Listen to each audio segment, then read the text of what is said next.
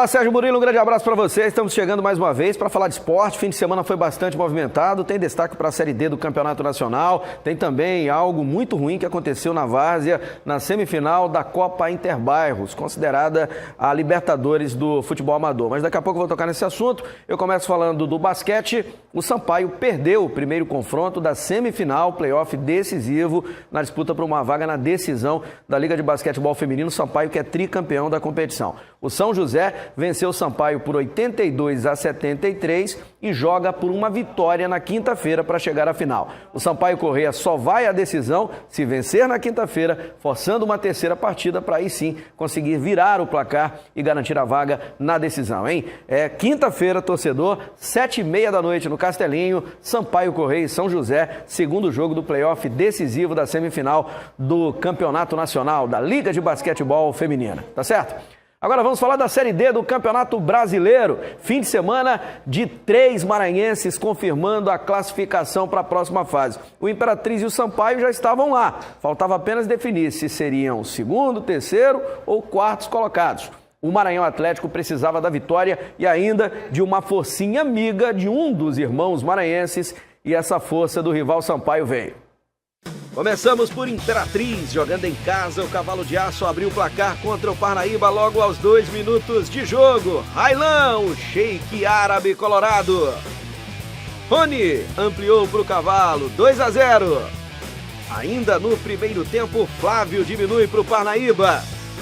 Na etapa final, Railão aparece de novo, agora cobrando o pênalti, fazendo o terceiro do Cavalo de Aço.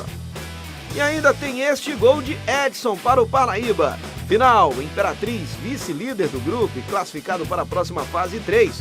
Parnaíba eliminado, 2. Em São Luís, no Castelão, o Sampaio viu o Iguatu sair na frente ainda no primeiro tempo. Anderson Sobral marca para os cearenses. Na etapa final, o Sampaio ficou com um jogador a mais após a expulsão do Correia. E chegou ao empate nesta boa jogada que começa com Jair. Passa por Dimas. E a assistência é certeira para Dedé, o zagueirão, marcar este golaço de letra. Final, Sampaio 1, Iguatu também 1. Este gol do Dedé, golaço por sinal, foi fundamental para a classificação do MAC. Em Teresina, o time atleticano marcou com Clecione aos 31 minutos do segundo tempo. Vitória sobre o Altos por 1-0. Expectativa para o apito final do jogo de São Luís. Mãozinha necessária do rival Sampaio para alcançar a classificação. Pois é, fim de semana maravilhoso. Primeira vez, hein, que o futebol do Maranhão passa com 3 equipes para jogar a segunda fase da Série D do Campeonato Brasileiro, os 3 vivos na luta pelo acesso à Série C do Campeonato Nacional. Altos do Piauí, Imperatriz do Maranhão, Sampaio Correia e MAC também daqui passaram de fase. Vamos ver como vai ser a vida dos maranhenses na próxima fase do Campeonato Brasileiro. Agora restam 3 mata-matas, degrau por degrau até o acesso, até o tão sonhado acesso. Mas não pode perder. Agora, qualquer erro pode ser fatal. Os adversários vêm do Grupo 1, que teve na última rodada o Independência do Acre vencendo o Manauara por 2-1. A Tuna assumindo a liderança, vencendo o Maitá por 2-0. O Gás empatou com Águia por 1-1 e os dois morreram abraçados na primeira fase. Já o Manaus se classificou vencendo o Trem do Amapá por 1-0. O Altos joga contra o Independência do Acre. O Imperatriz enfrenta o Manaus do Amazonas. O Sampaio joga contra o Manauara, também do Amazonas. E o MAC encara a Tunaluso de Belém do Pará. Dos times maranhenses, apenas o Imperatriz decidirá em casa. Sampaio e MAC fazem o primeiro jogo em São Luís e o segundo jogo fora. A Tuna, em Belém do Pará, é o adversário do Maranhão. E o Manauara, em Manaus, será o adversário do Sampaio no duelo decisivo para avançar para a terceira fase da Série D. E a Confederação Brasileira de Futebol confirma hoje a data e o horário dos jogos que acontecerão já neste fim de semana. Pode ser na sexta, no sábado e no domingo. Sampaio e Maranhão mandam os seus jogos no mesmo estádio. Vamos aguardar como é que vai ficar esse posicionamento em relação à Confederação Brasileira de Futebol. Detalhe é que Sampaio e MAC começam jogando em casa e vão decidir fora. O Maranhão em Belém contra a Tuna, o Sampaio em Manaus contra o Manauara. Já o Imperatriz, o Cavalo de Aço, joga fora de casa contra o Manaus e vai decidir provavelmente com o Frei Epifânio da Badia completamente lotado na luta por uma vaga na próxima fase. Boa sorte aos times maranhenses.